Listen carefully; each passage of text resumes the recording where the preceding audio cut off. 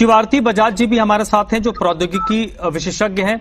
शिवार्थी जी, हमारे प्रौद्योगिकी सेक्टर को निर्मला जी के जो बजट से पंख लगे हैं या फिर आपको लगता है कि जो मजबूती मिलने के लिए कदम उठाए जाने चाहिए थे उस हिसाब से कदम नहीं उठाए गए? कैसे रेट करती हैं बजट को आप? Thank you, it's a pleasure to be here on your show.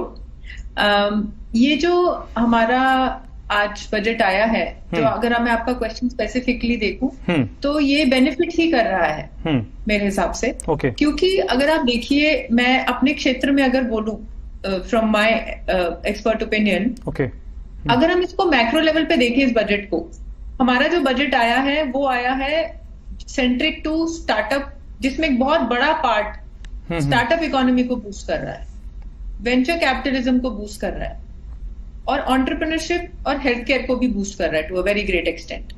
सो ये अगर हम देखें तो उस पॉइंट ऑफ व्यू से it is a very positive budget. अगर हम स्पेसिफिकली एक क्षेत्र की बात करें या दिल्ली की बात करें, तो जब एक पूरे पैन इंडिया को वो चीज फर्क कर रही है तो वो दिल्ली को भी बेनिफिट करिए, क्योंकि ये बड़ा ही प्रो डिजिटल इकोनॉमी बजट आया है। क्योंकि अगर मैं इसको सिंपल लैंग्वेजेस में बताऊं, अगर हम एक बारी इसको मैक्रो विजन में देखें तो पूरा हमारी अभी तक की कंट्री की इकोनॉमी 3 ट्रिलियन पहुंची है इन ऑल दीज इयर्स। हमें मार्क टच करना है 5 ट्रिलियन का। अगर वो हमें मार्क 5 ट्रिलियन का टच करना है, उसके लिए हमारे पास एक ही जरिया है कि हम इसमें न्यू वेल्थ क्रिएशन करें। न्यू वेल्थ क्रिएशन के लिए जो जो स्टेप्स चाहिए वो स्टेप्स इस बजट में कवर हुए हैं।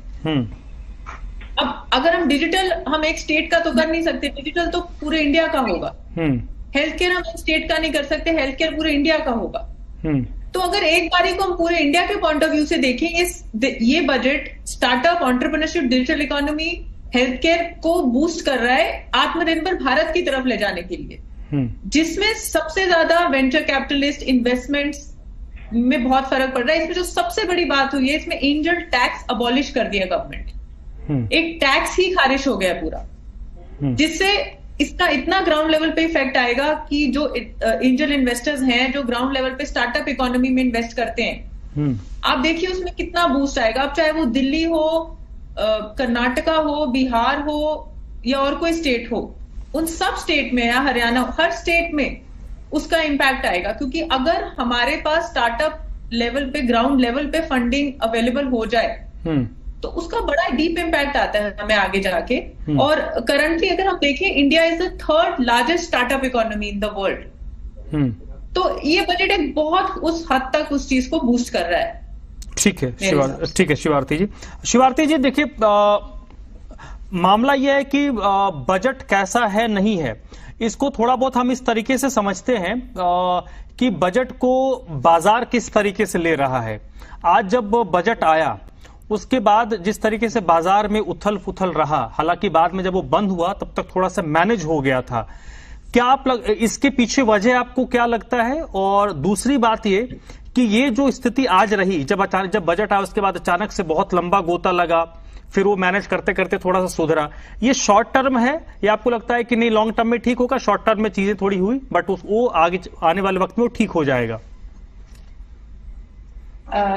धर्मराज जी, मेरे को लगता है ये शॉर्ट टर्म है, क्योंकि अगर ये शॉर्ट टर्म ना होता तो मार्केट इतनी जल्दी गिर के दोबारा स्टेबल ना होती।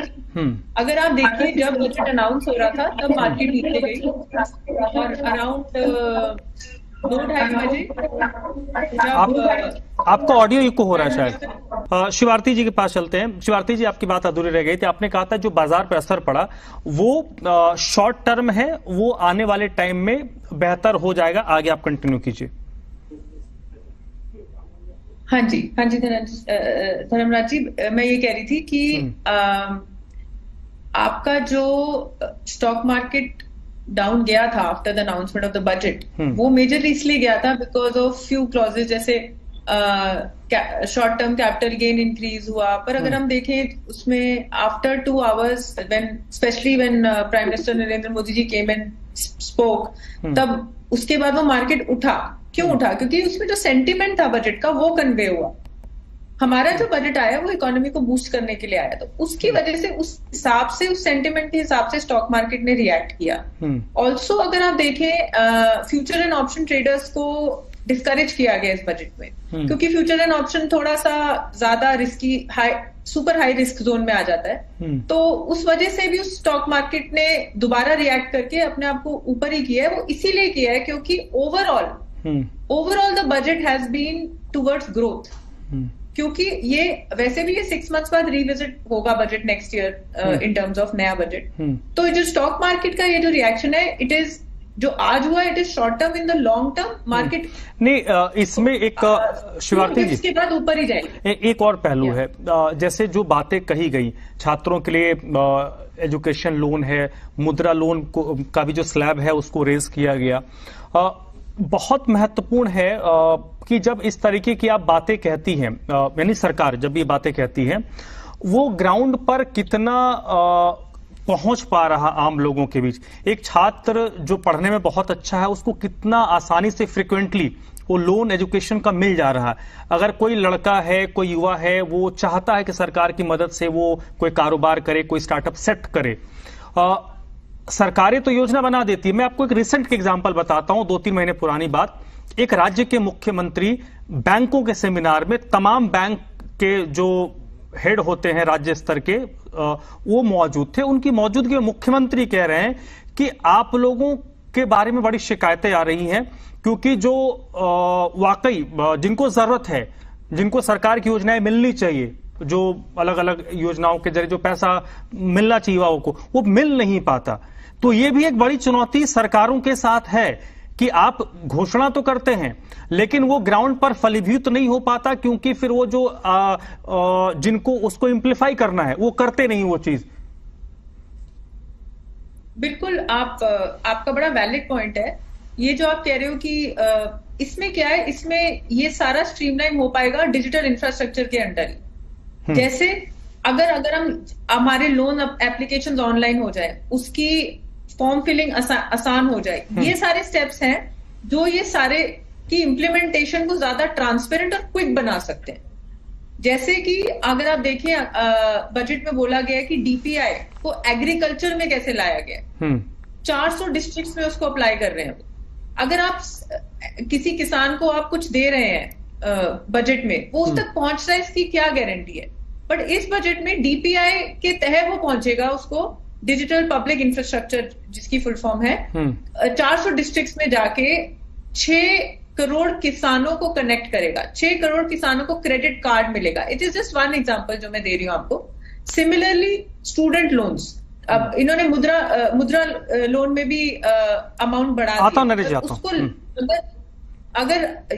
उसको अगर हमें अपनी तरफ लाना है, उसको एक्चुअली ग्राउंड पे लाना है, तो इसका बैकबोन डिजिटलाइजेशन ही हो सकता है। उसमें फेलियर और सक्सेस दोनों ट्रांसपेरेंटली आगे आ सकते हैं, ऑफ द गवर्नमेंट एंड जो ले रहा है उसका भी। ठीक है शिवार्थी बजाज जी, ओवरऑल इस बजट को अगर हम देखें तो बीइंग एक्सपर्ट, क्या आपको इसमें, अगर मैं कहूं कि कुछ पॉइंट आउट करे, कुछ टेक अवे करने वाली बात हो, क्या आपको लगता है कि ये सबसे बढ़िया रहा? खराब को अगर चुनना जाऊं तो बहुत कुछ होगा, हम ऑप्टिमिस्टिक है तो हम अच्छी चीजों को ही चुनते हैं। क्या आपको लगा कि हाँ ये बहुत अच्छा कदम है? बड़ा पॉजिटिव क्वेश्चन है आपका। इसमें सबसे अच्छा जो है वो ये है कि इसमें न्यू एज इकोनॉमी जो हम कहते हैं, जिसे हम एंटरप्रेन्योरशिप कहते हैं, जिसमें डिजिटल इकोनॉमी आती है, हमारे D2C ब्रांड्स आते हैं, हमारे नए प्रोडक्ट्स आते हैं और आत्मनिर्भर भारत आता है, उसको बड़ा मेजर बूस्ट मिला है इस बजट में।